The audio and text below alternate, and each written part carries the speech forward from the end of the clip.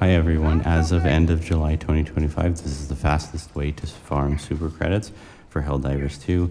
I will talk about the best equipment to use and how to do it the fastest. Look at that right there, 3 sets of super credits, 30 super credits in just one bunker like that. It's amazing. You can do this really quickly and be in and out in a matter of minutes and repeat it. So you get a lot of super credits quickly. And in the beginning here, it's just a quick introduction and to show a few things about how you can go inside the bunkers with the warp pack, and also how you can open lockers that way if you want to, which was, I did not think you could do that, but it's kind of funny. And then the other thing is you can actually destroy the tires on the FRV with the warp pack, which you have to be careful because then it drives horribly. But those are the 2 things that you need the most, is FRV and the warp pack. And the warp pack changed everything because you can get inside and out of the bunkers now. So that is like the best thing. See there, I just destroyed the wheel. So I just wanted to give those quick updates about things that can happen with the warp pack. So now that that's finished, I'll just talk about what equipment is needed in the game. The most important things, again, are the warp pack, the FRV, and the grenade pistol. So why do you need the grenade pistol? Well, because if the FRV gets overturned, that's how you can turn it back right side up. So you flip it over. If that happens, just shoot it on the underside with a grenade pistol, and it will flip right over the way it's supposed to be. So that's the big thing about the grenade pistol. And of course you can also open lockers and things like that if you want to. So those are the 3 main things.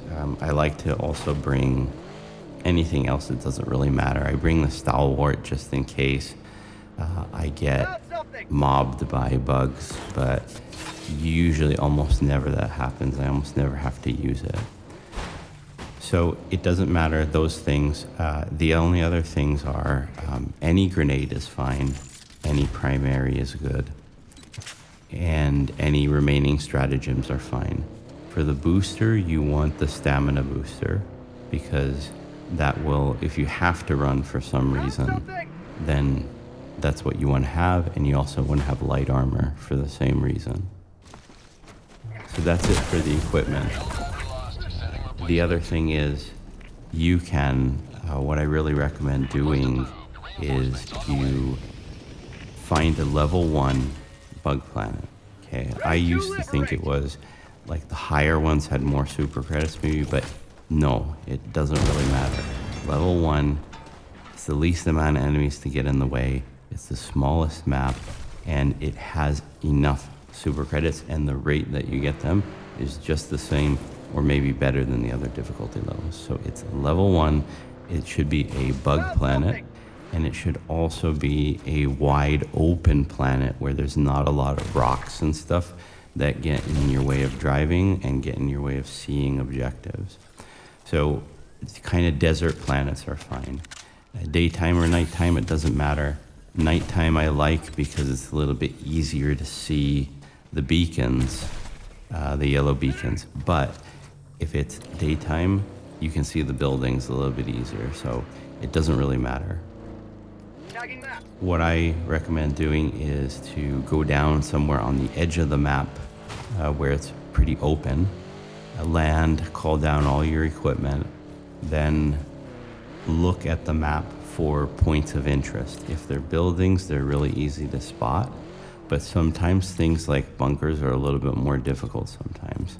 So I recommend to use the D-pad, or it's probably arrow keys on the PC, I guess, to move the cursor around on the map and to try to find the minor points of interest. What you want to pay attention to is when the small text starts to slide over. That's when you know that you found a minor point of interest. So don't wait until it's there, you see the animation start up, then you know where that is. So I just gradually move it around the map, find things, make a route, put the pin down, and drive the car over to there. So that is the fast way to do it. Try to clear up all the minor points of interest as quickly as possible. Then push start, go back to your shift, and you will still have any super credits or medals that you found or reg slips. So that's the way to do it. So keep on rinsing and repeating that way. Just a couple side notes here to finish about the FRV. You can use circle to jump between the passenger and driver's side seat. That's super useful because sometimes you need to get in on the other side. In that case, it's a lot faster.